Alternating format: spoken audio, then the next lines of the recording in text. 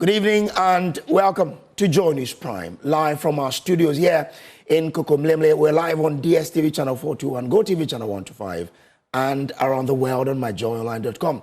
I am Samuel Kojobrace. And I'm Noella Kareniali. Tonight, Administrator of Minerals Development Fund and her team of security personnel narrowly escapes death as she accuses the police of conspiring with gun-wielding thugs to force them to release illegal Chinese miners. Also, National Labour Commission has secured an injunction on the strike by Ghana Registered Nurses and Midwives Association. We have more as Health Minister begs the striking nurses for mercy, urging them to return to post. And the minority in Parliament to roll out series of civil actions against government over imposition of one Ghana city levy on every litre of fuel if government does not cancel or reduce the levy. Meanwhile, transport operators have also threatened strike over the same new fuel levy that the government has imposed.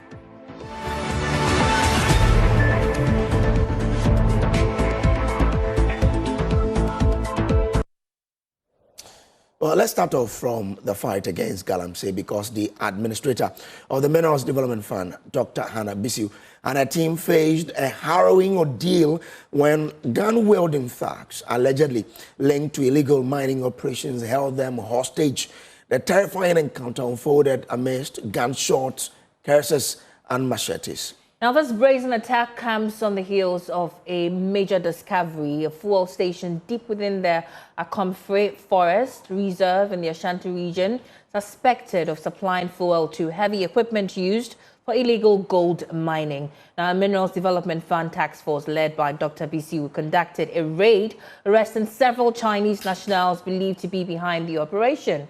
The incident highlights the growing tensions in Ghana's fight against illegal mining. Joy News' Blessed Soga reports from the community where a raid led by Minerals Development Fund task force resulted in the arrest of several Chinese nationals suspected of masterminding the illegal mining operation. Well, so as you can see right behind me, residents of Ofin, the Ashanti region, are shocked at the revelations of this morning's raid led by the Minerals Development Fund. The Minerals Development Fund, together with security agencies, in the early hours of today, apprehended some foreign nationals who are believed to be part of the syndicate leading illegal mining operations within the forest reserve found within this community. The community is fed up. And in fact, the communities are fed up. They are fed up that they destroy the land, they destroy the water bodies, and at the end of the day, they're going to blame government. Because they want water, government has to provide. They want this, government has to provide. For these Chinese who said they don't even feel sorry for what they've done, they've destroyed our water bodies, they've done so much. We will also push to make sure that the law takes its course. But if they are going to be deported, it should not be before they pay for the restoration of Ofin. In fact, let's hear from the horse's own mouth. Hello, how are you? How are you? I'm fine. Are you responsible for what we see here?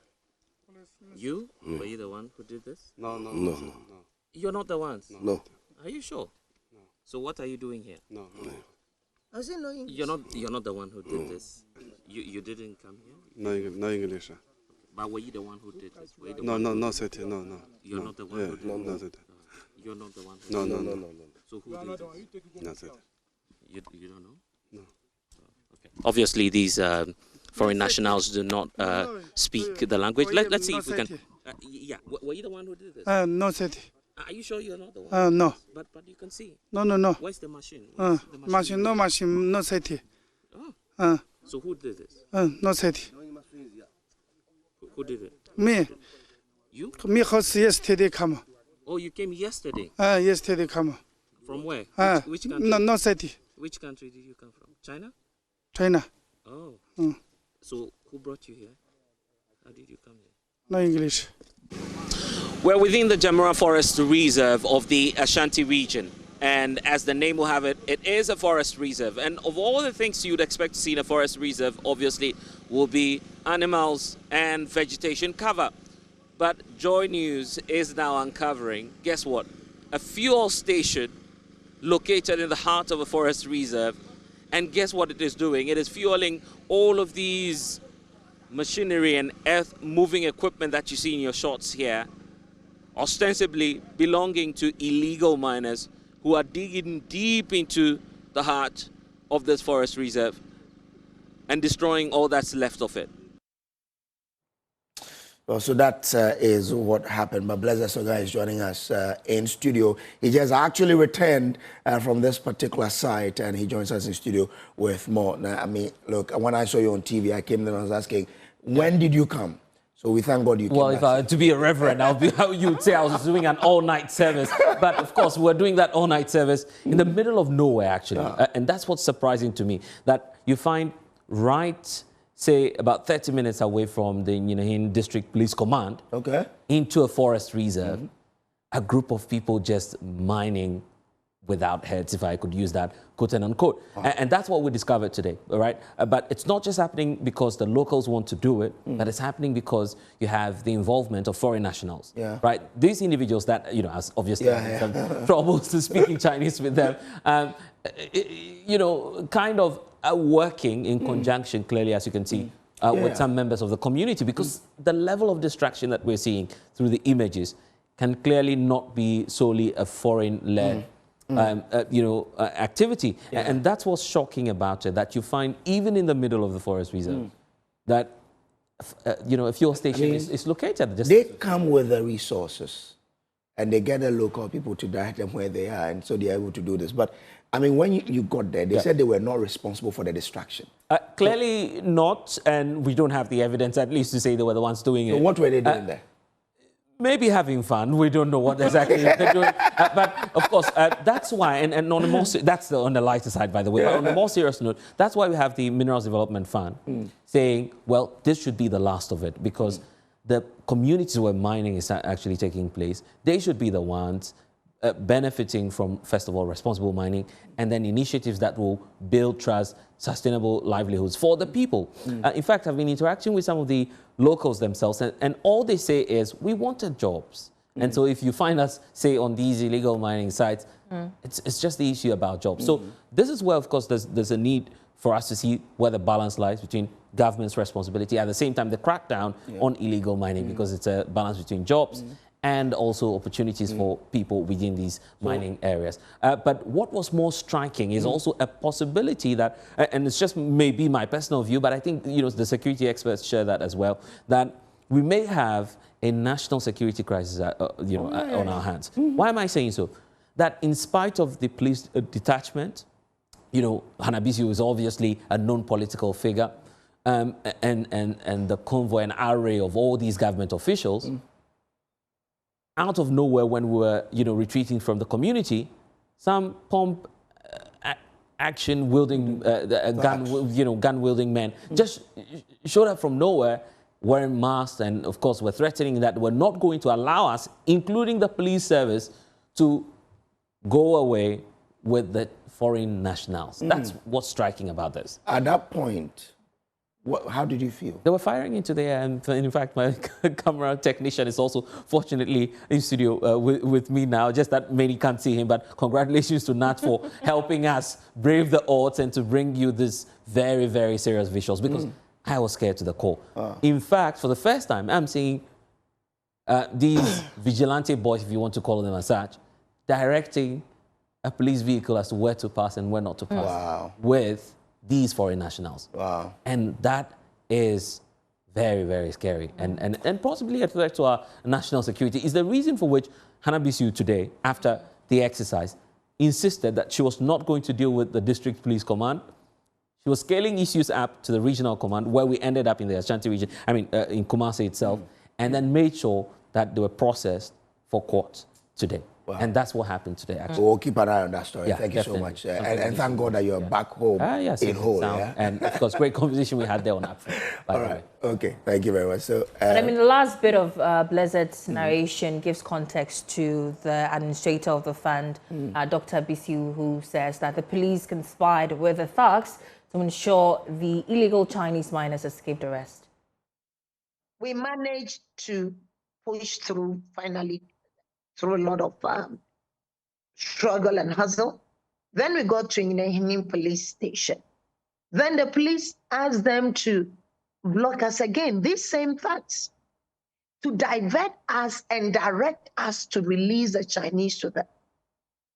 That place, I really got upset because with everything we went through in the village, it was between life and death issue, where you've been held basically hostage under gunshots because you've arrested these Chinese who have committed such crime against humanity, crime against our water bodies, crime against our forests, crime against our nation. Then we manage to pull through. We get here, then you bring them to block us again with wielding guns and stuff. So I came out and I said, look, enough of this. So I told the police commander that we are not living even a pin with you because it happened in your jurisdiction and it's just around the corner. Last time we were here, they escaped. Today we've come for them. Right. Meanwhile, latest study by German-based Global Initiative Crime has revealed that the infiltration of illegal mining activities by secretive networks. According to Director of Extractives at Masena Hunter, there is a worrying rise in sexual exploitation of women in the mining communities. In a statement released by Global Initiative, it also found growing use of cyanide introduced by foreign nationals from neighboring countries. Let's go on the lines and speak to Dr. Gideon Ofosu Piesa. He is the extractives analyst of Global Initiative Against Transnational Organized Crime. Doc, I'm grateful to you for joining us here. Now, to what extent are foreigners neck deep in the use of cyanide in mining in Ghana? You and then good evening to your viewers. So the participation of foreign nationals is clear. So you are showing on your TV the participation of foreigners, and that is Chinese, and then it is clear. And then they are in there because they are providing finances, they're providing the machinery, and then preparing repair services for this machinery.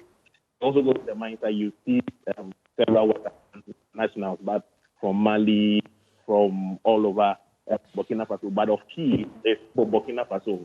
And then we knew the sector, they usually use mercury in the processing of gold, but in order to increase the recovery rate, we see that the use of cyanide, which is used in Burkina Faso, that technology has been imported into Ghana. You go to mining sites in northern Ghana and then in southern Ghana, in the Aboso area, in the Savannah areas, and then you are seeing the increased use of cyanidization, which is a technology that has been imported to the country. So this is what we are seeing, and then that is very, very, very.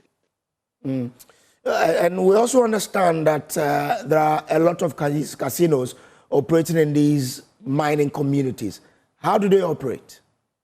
Yeah, so these casinos are operating you in the western region, for instance, Wase Kropon, and then people call them a Chinese town. They're operating casinos. And then what we are learning is that they use as money from gold to back their operations. So typically, because they are involved in illegal mining activities, the proceeds they use in paying people. Then we see those who patronize services also using gold in gambling. So that's what we are seeing, and then that is a form of money laundering that our authorities need. Well, there's also the worrying, issue about the rise in sexual exploitation of women in mining communities, with patterns we understand consistent with trafficking. What does this mean, to the whole fight against galamsey, and from what you've seen? Yes, this is very important because we see a rising trend in sexual exploitation of women in mining communities. Why? Because we are seeing that illegal mining is serving as an enabler for sexual trafficking and then also human trafficking, where we are seeing women, girls being brought in from particularly Nigeria, Liberia, and then they are deceived that they are going to get good jobs. And then this is happening because there's some kind of collaboration between the locals and then some Nigerian corroborators. They bring the ladies here. The ladies stay for a week or two. They ask those who brought them in, where is work that you want us to, and then they are given a pack of condoms. They have their ITCs, their travel and equipment fees, and then they would have to work to pay back the amount of that they spent in the and that is right in key areas in the Takwa enclave, in the Boli enclave, that's all key mining areas. It is an economy whereby people can spend, the miners can spend, the traders can spend. So it is influencing sex trafficking and human trafficking. Yeah. I'm grateful to you, sir, for joining us. Now, still on mining-related stories, the Executive Director of the Environmental Protection Agency, Professor Nanama Kluche, insists that excavators imported into the country must be tracked if authorities are to make any gains in the fight against illegal mining. I would say that there's been efforts, but we've not done that radical move. We seem to be doing the same thing over and over again. But we have to go the radical tangent. Yes, taking office, I needed to understand the situation myself, not only about hearsay. So I've been to the ground several times. Virtually every Thursday, Friday, Saturday, I'm out there on compliance and monitoring of environmental issues, which includes visiting these illegal mining areas. So understanding the issue is one thing I needed to know, and then sitting to plan the solution is another way. Yes, I started by talking about involving the communities, involving even large-scale miners. I have met small-scale mining associations to help us with this fight. I've met large-scale legal miners to help us with this fight. But I see that all of this dialogue we are having is not the way to go. It's not working. So we need to go radical. Or the convener of Media Coalition Against Galamsey, Dr. Ken Ashigbe, is calling for the naming and shaming of importers of the 300 excavators seized by the security agencies clamping down on illegal mining. Field. And so what we need to do at this stage is implementation. And for me, the president talked about some 300 excavators that have been seized. So far. We should be publishing the names of all those who imported those excavators in. Who did they rent them out to, or who did they sell them out to? We need to start naming and shaming these people. And I completely agree with Erastus. I know that the Minerals Commission CEO, they've imported about 4,000 new trackers that are going to come. So, very soon we're going to be seeing this tracking being done. We have over 7,000 trackers, excavators in the system. So let's make sure that we can get trackers that will be able to track them. All the large-scale miners, all the excavators are tracked. And they are fee fixing that the large-scale miners pay for that. We should ensure that the small-scale miners and every excavator, whether you're going to use it for a road, we need to ensure that we really are tracking them.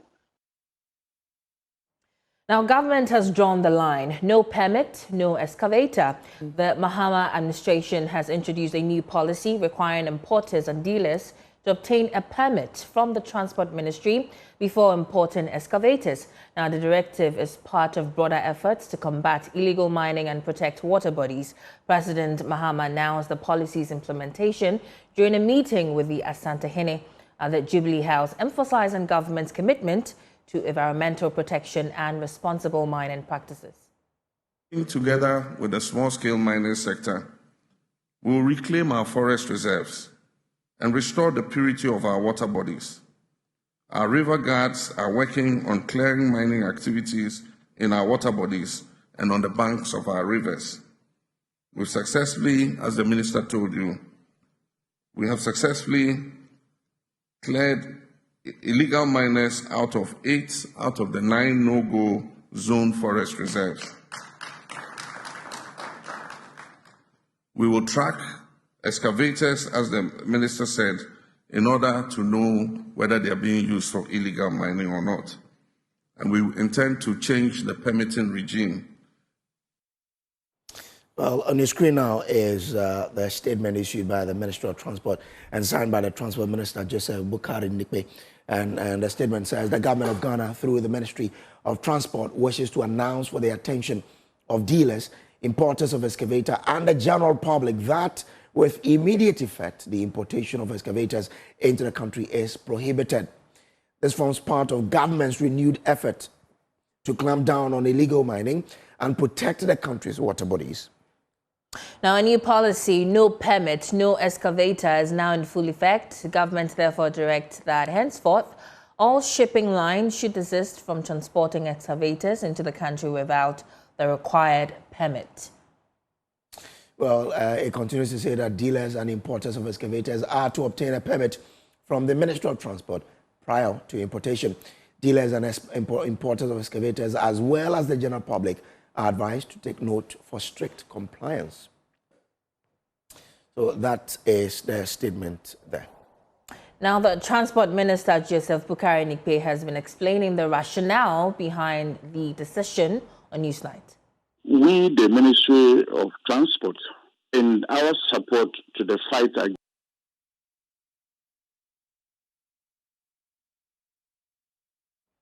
Apologies, we'll bring that down to you later, but still on the story. And President Mahama has revealed that 300 excavators have been seized from illegal miners across the country. Speaking at the World Environmental Day celebrations held at Kwabenya in Accra, he outlined government's effort to reclaim forest reserves encroached by illegal mining. I want to commend the collaboration between the Minister of Environment, Science and Technology and the Minister of Lands and Natural Resources and our security services for the progress they are making in the fight against illegal small-scale mining called Galamsey. As I speak, they have seized 300 excavators from illegal miners. 9 forest reserves were no-go areas because the illegal miners were armed to their teeth. Working together with the military and the police, they've been able to evict the illegal miners from 8 of the no-go zone forest reserves. And my understanding is that they're in the process of liberating the last of the 9 red zones. We will not stop at that. We are told that 44 of our forest reserves have been invaded. We have 288 forest reserves in Ghana. And out of the 288, 44 have been invaded by illegal small-scale miners. And so the 9 are the red zone where they were armed to the teeth. Those were the more difficult ones, and so they decided to tackle those first. And now they'll move on to liberate the other 44 forest reserves so that we stop Galamsey in our forest reserves.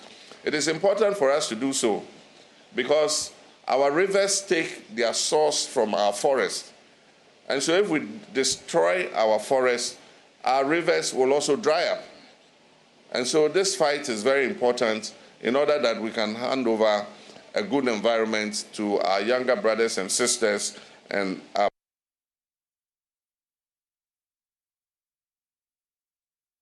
You're watching Joy News Prime and taking you to the Upper West region. Striking nurses and midwives have left hospitals half empty and patient helpless.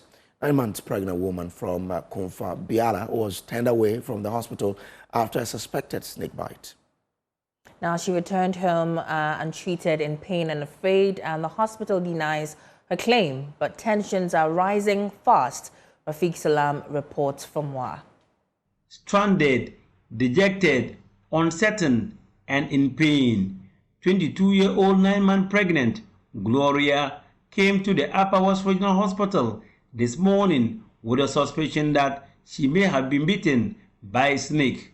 She went into the bush to attend nature's call when she realized that a snake spotted on later may have run over her feet, creating that suspicion. I went to urinate and realized that something has run over my feet. I saw a snake close by. I suspected it may have bitten me.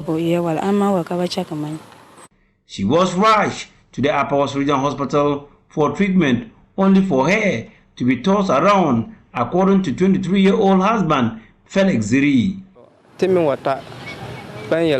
came to the hospital and the nurses were not available. They kept tossing us from one department to the other. We finally decided to go home. Felix said they are now heading home, uncertain about what they will do next. We don't know what to do now. We will go home and pursue herbal medicine. If she is killed, fine. But if it is her destiny to die, we can't do anything about it.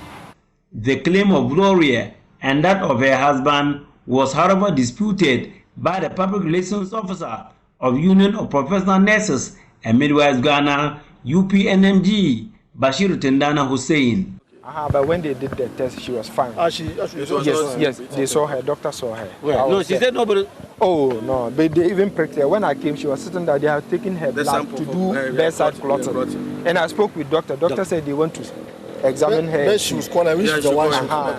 I can confirm that doctor have seen her. Nurses have attended to her. Another person who felt the brunt of the GRNMA strike is this woman who went in for postnatal service. It's really having, because we drove all the way from Sombo, and then we come in, we are told that we should just go home. It's really bad. Members of the UPNMG decided to join the GRNMA strike and are going around health facilities in the municipality to ensure that their members are at post. We went to emergency. Emergency is supposed to be also part of their roadmap. But when we also went there too, we also saw that their members are not there. And when you go to most of the various wards, their members are not there. But our members are actively working and then taking care of the patient. And we also want to entreat that we are not against the condition of service. But what we are saying is that the engagement should be diplomatic. Well, still on this particular story, a while ago, just before bumping into the studio, it came in that the NLC has secured a court injunction to temporarily halt the nurses' strike. This legal development aims to pause the industrial action while further proceedings unfold. My colleague Kenneth Jesse joins us in studio with excerpts of the injunction. Kenneth, give us details of this. Indeed, Brace, as you've rightly mentioned, the NLC, that is the National Labour Commission, has always maintained that if they are on a negotiation table with any group, it is illegal for them to embark on a strike. So I'll take you through briefly the interlocutory injunction that they have secured, and there you have it. It says, upon reading the affidavit of Martin Didemudo of house number 00476998, to whom in the eastern region of the Republic of Ghana, for and on behalf of the plaintiff applicant, hearing filed on the 5th day of June, which is today, in support of motion ex parte for interlocutory injunction, and upon hearing the submissions of Alexander Owusu Jr., counsel for and on behalf of the plaintiff applicant, it is hereby ordered that the application is granted and the respondent hearing, its executives, officers, members, agents, servants, employees, and other persons linked to the respondent are hereby injuncted or restrained from carrying on the illegal strike with immediate effect. Now, it concludes by saying that it is further ordered that this order lasts for only 10 days, and upon expiration of the 10 days, the application should be repeated on notice to the respondent. So that's news just coming in concerning this particular strike that has been a backdrop. But it's important we go up there to tell our viewers who is the applicant here and who is the respondent. I think we didn't clear that. Even though earlier we said it's the NLC that is securing this particular injunction against the Ghana Registered Nurses and Midwives Association. But indeed, and clarify that for me. And the applicant or the plaintiff is the National Labour Commission, and then of course the defendants are the Ghana Registered Nurses and Midwives Association. So this is a temporarily interlocutory injunction which is going to last for 10 days, as stated in this particular court document that we have. Okay. Have we heard from the nurses and what their reactions were? Well, this is a developing story, so we will try and find out from them what they think of this particular development, surely. All right. So there you have it, that as we speak now, the strike by the Ghana Registered Nurses and Midwives Association has been injuncted by the National Labour Commission. They went to court to get this injunction. Well, how will the nurses react is a story that we'll be telling in subsequent days. Now, the strike of the nurses has affected healthcare in many facilities across the country. There's more on the following report.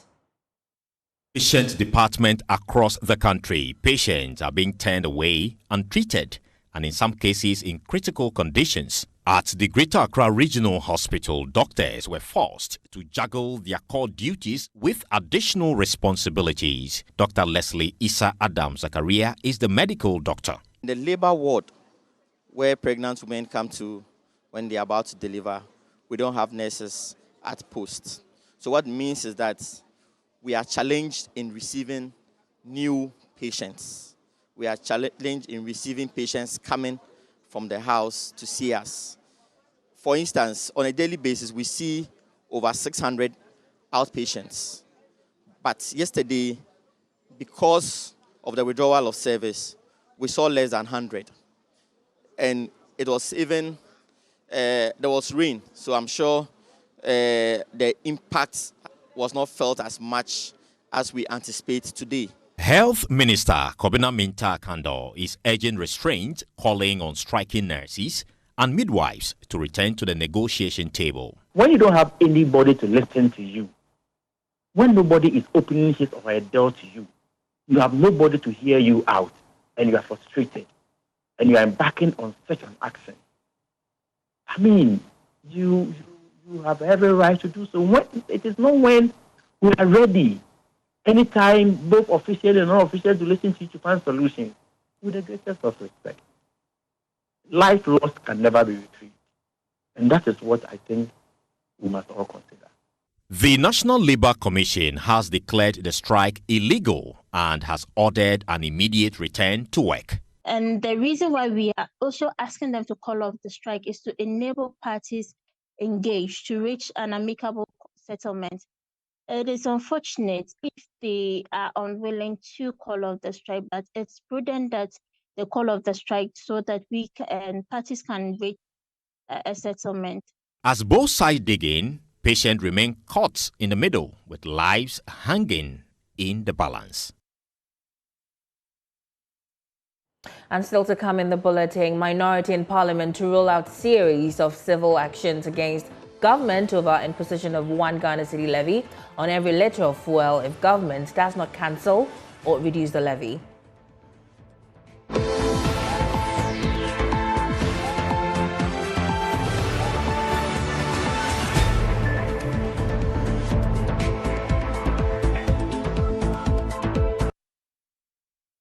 You're welcome back. This is Joy News Prime. Transport operators in Ghana, represented by the Ghana Private Road Transport Union, have announced plans to go on strike starting June 10, 2025. Now, the strike is in protest of the newly imposed levy of 1 Ghana cedi on petroleum products. There's more in this report. GPRTU argues that the levy will significantly increase operational costs for transport operators, coming on the heels of a recent reduction in fares. According to the union, this move will further strain the livelihoods of drivers and exacerbate the financial burdens on the transport industry. Imo Abbas is the Industrial Relations Officer of the union. This levy, which is coming on the heels of the recent reduction in transport fares, will significantly increase operational costs, resulting in loss of income, which will affect our livelihood and the general public. In the event that our call is not heeded to, we will be compelled to take industrial action and park our vehicles on June 10th, 2025. If the strike goes ahead as planned, it could disrupt public transportation across the country, affecting commuters and businesses that rely on their services. The GPRT is demanding a reconsideration of the levy, emphasizing the need for policies that support rather than increase operational costs and hinder the transport sector's growth. And if it's going to be slashed by 1 cedi on a litre, do you know how a professional driver value pesos on liters? Even if 20 pesos is reduced on fuel, we have a lot of deep brief. But beyond the transportation sector, concerns are also emerging about the broader impact of the levy on other aspects of the economy. CEO of the Association of Oil Marketing Companies says the levy is simply throwing more money at a system that is structurally broken. And you are thinking of 1 cedi, but it won't be a 1 cedi impact. It will be more than 1 cedi. You're looking around 1 cedi 20 pesos because of the operational cost that will come with it. Meanwhile, co-chair of the Ghana Extractive Industries Transparency Initiative, Dr. Steve Mantel, has raised concerns over the absence of a sunset clause in the bill. He says without a clear end date, the levy could become permanent, just like other so-called temporary taxes that were never repealed. A sunset clause would have given us that assurance, because all the fears people and then the misgivings people have about this 1 cedi additional levy is as a result of the fact that in the past, government has not kept faith with the citizens. The situation remains tense and negotiations between transport operators and the government are yet to yield any resolution. Commuters and stakeholders are advised to prepare for potential disruption starting June 10, 2025, as the strike could have far-reaching implications for daily life and economic activities.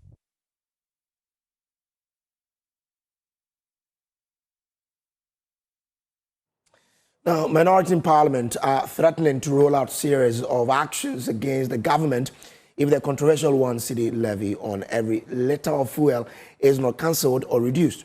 The tax passed under a certificate of urgency last Tuesday has been criticised by a section of the public. Addressing journalists in Parliament, Minority Chief Whip Frank Anodompre insisted that the MPP will mobilise the generality of the country to demand the levy is removed or reduced, including hitting the street to demonstrate. We call on the government to immediately withdraw or reduce this predatory levy and instead focus on genuine reforms to improve the efficiency and transparency of the energy sector. I urge all Ghanaians to join us in opposing this unjust and economically devastating tax at all that his government has forced on us. Now, the minority in the coming days, in solidarity with the Ghanaian people, will be staging a number of actions to demand the withdrawal or the reversal of this tax. We consider it draconian, we consider it as insensitive, and we consider it as an action that depicts of a government that is out of touch with the people of this country, having barely been in office for 6 months. This is a disgrace. So we, as part of the series of actions, we are going to engage the Ghanaian people, and then we are going to engage transport owners in the open, and then from there, it will result in, because their actions, we are fighting on their behalf. We don't have power of our own. We represent our people. So our MPs will go to their constituencies and have a discussion with them that this is the taxes that they are going to pay. Taxes that has been introduced by the government of the day. And then we'll pick their input. Based on their input, that would inform our action. I can tell you on authority that demonstration is just one. There are a series of things we are going to do. And we will not do anything that will be out of touch with the people of this country. Normally when people say we are going to show, we are going to bear our teeth at the government, they simplify and say demonstration. There are a lot of things we are going to do. And if we find it necessary to go on demonstration, demonstration will form a microscopic aspect of the series of actions that we are going to stage. Stakeholders overseeing Ghana's environmental sustainability have renewed calls to transform waste into opportunity. Now, this came up at the commemoration of World Environment Day 2025, and the event was organized by the Center for Climate Change and Sustainability Studies of the University of Ghana in partnership with the Climate Development Knowledge Network. Elsie Isiedu Kisiedu has more on this report. The University of Ghana Center for Climate Change and Sustainability Studies, in partnership with the Climate Development Knowledge Network, brought together environmental leaders, students, and policymakers to rethink waste as a catalyst for youth entrepreneurship. Country Program Coordinator for CDK in Ghana, Valerie Nuteko, outlined the financial and technical support being channeled into pilot projects that empower young people to turn waste into economic value while advancing the sustainable development goals.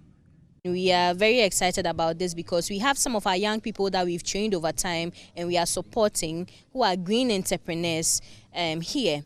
Basically, our work with CDKN on waste to wealth conversations are that we are trying as much as possible to ensure that these young people who are innovators understand the technical and then the scientific bit of the conversation, and then they are able to hone it into their sustainability initiatives, where we provide technical support and in some cases financial support for them.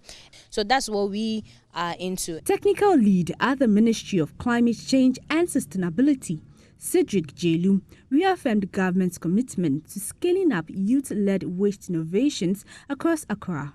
It's important to put across that the Office of the Minister of Climate Change, under the leadership of Honorable Babasidu Isifo, is putting in place measures to ensure that young people are at the forefront of climate change innovations in terms of smart technologies, ideas. Now, in many Ghanaian homes, English has taken the place of native languages, and experts say it is putting the country's cultural identity at risk. Now, language scholars and digital activists are raising concerns and calling for urgent action to preserve Ghana's rich linguistic heritage, and Mahmoud Mohammed Nuruddin reports. Typical Ghanaian household today, English dominates conversations. It is often seen as a sign of intelligence and, for many parents, a point of pride. But language experts say this growing shift could have a long-term consequences. Head of linguistics at the University of Ghana, Professor Opani Kofi Ajikum, says abandoning mother tongues for English doesn't make anyone more important. If we decide to have positive attitude towards our own languages, we will let our children learn the languages. Unfortunately, these days, in many homes in Ghana, people don't speak their native language, indigenous languages with their children. They prefer to use English, hoping that, mebano or cambro for power, and that's more prestigious.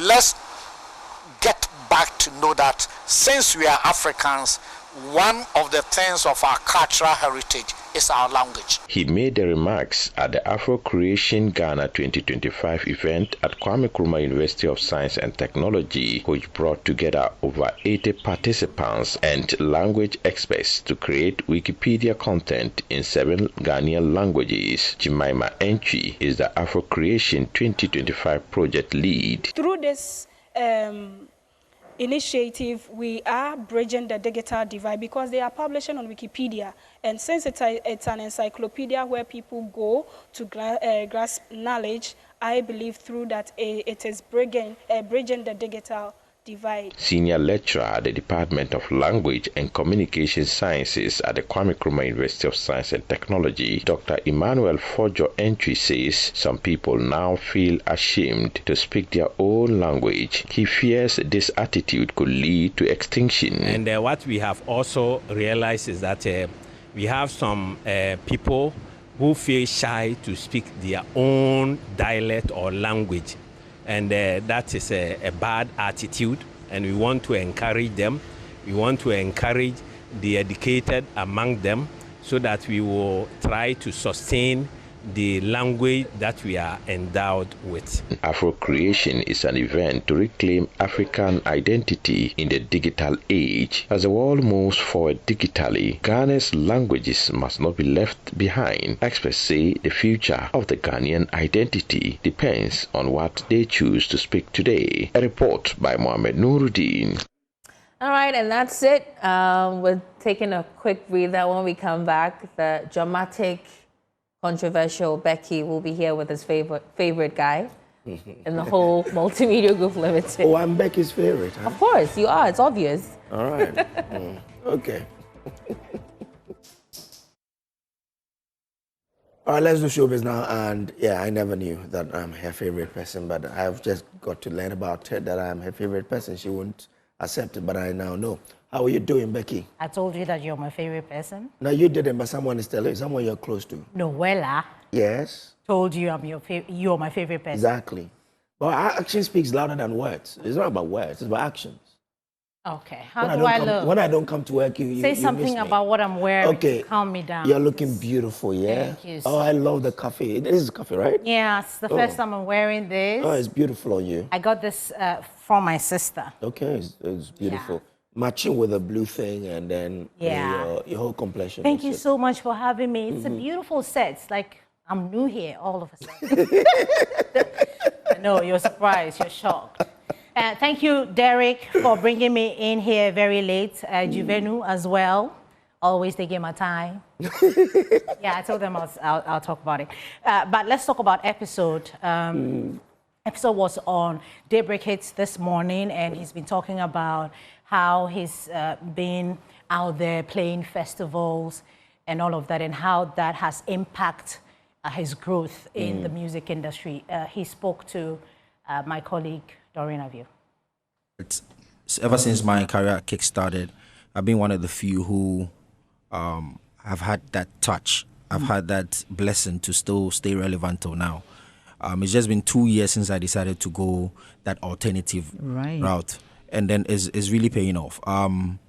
First, it started with Atian, and then now I decided to actually look into trying to produce songs which can let people know that he's coming from Africa. It's not only with the dancehall, and then now getting to stand in front of close to like 14,000 people and just sharing the music with them. Could be 1 minute, could be 2 minutes, but the love, the acceptance of our sound, globally, I think there's so much that we can do.